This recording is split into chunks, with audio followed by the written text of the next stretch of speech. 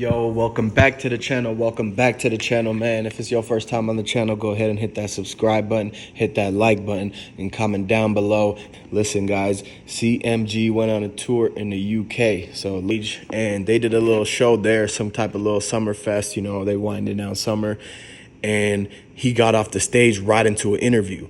Interview was super tense because we were all wondering, are they gonna mention the Young Dolph? Are they going to ask anything about Young Dolph, anything about Memphis? Are they going to ask about Finesse 2 Times?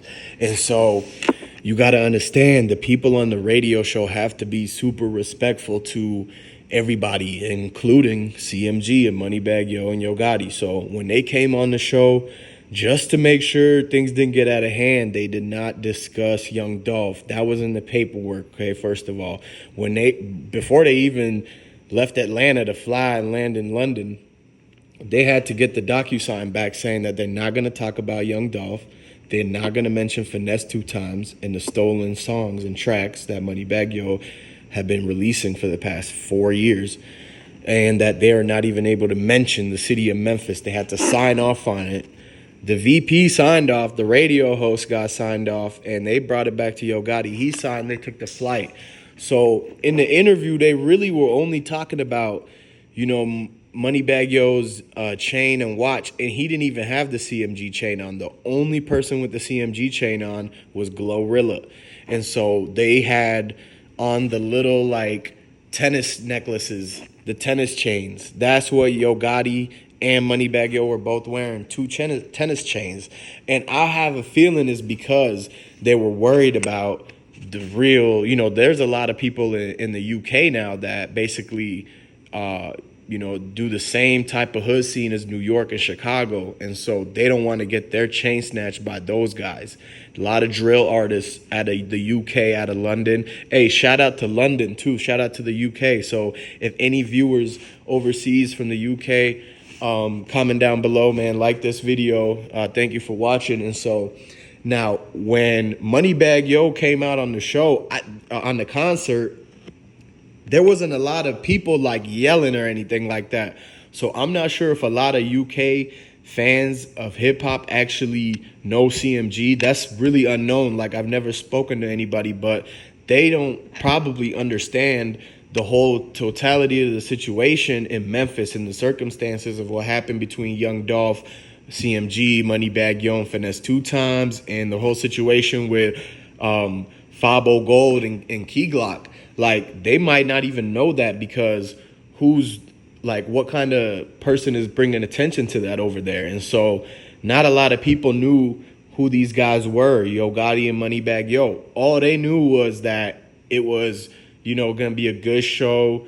It was hip-hop concert. They had other acts there. Like, CMG was not the final act or anything like that. This was all based around international hip-hop bands and all sorts of people, including Snoop Dogg and whatnot. So they had a lot of hit people like that were way ahead of CMG. And so we don't really know if they even knew who they were.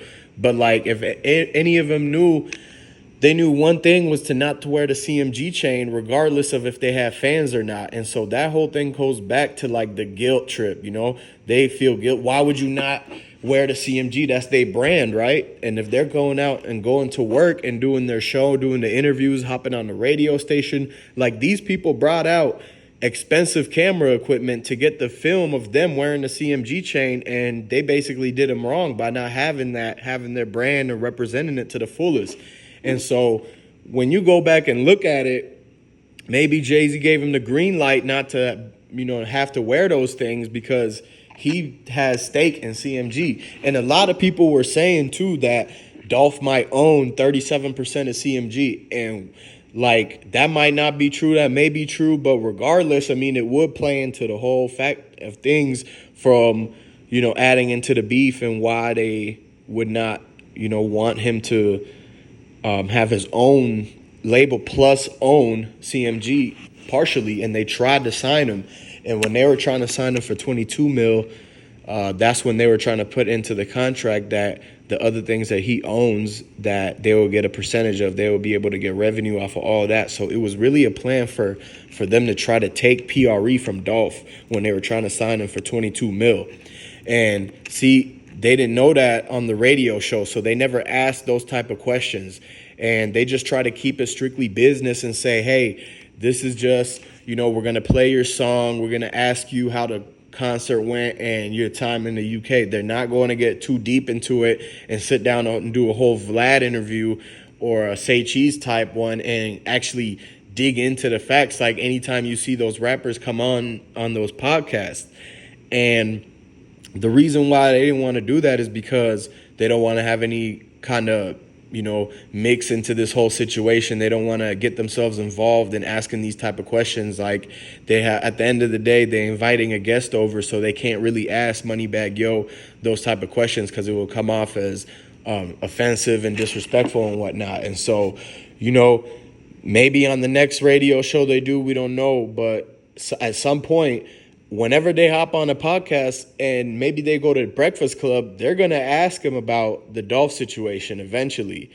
And so they're going to have to answer to these questions from any time they do these interviews. And it's going to pop up randomly because of the fact that, we don't know when the next interview is going to be from them. And not a lot of people are going to be wanting to do a CMG interview. Maybe they be scared, or maybe they'll be intimidated, or don't even want to have to go down that route and try to put them in the hot seat and have everybody in the country talking about, yeah, these guys just grilled Moneybagg Yo and Yo Gotti about the Dolph situation and all of Memphis. And so it's going to be the right platform that's going to ask them about all of those details, and whether they genuinely miss him, if they had anything to play, what they were doing that day, why Yo Gotti went live on the Instagram on the plane, and then like 5 minutes later deleted everything, and this was an hour after the Dolph situation. And so once those questions come about, man, a lot of people are going to be watching, and it's going to be eyes all on them for the answers. And everybody's going to be watching the rest of this entire year. It's going to be interesting, and going into next year, basically, on, how many people are going to be mentioning and asking about the Dolph situation. And because everybody wants to know. It's the elephant in the room. Everybody wants to know, exactly what went on, what hand they had to play in it, and they answers to this stuff, because they didn't ever go and publicly talk about any of this. TMZ never interviewed them. All we got was Raven's side of the story. And the fact that they didn't post nothing about it, they actually deleted everything, which is just kind of shady to do that.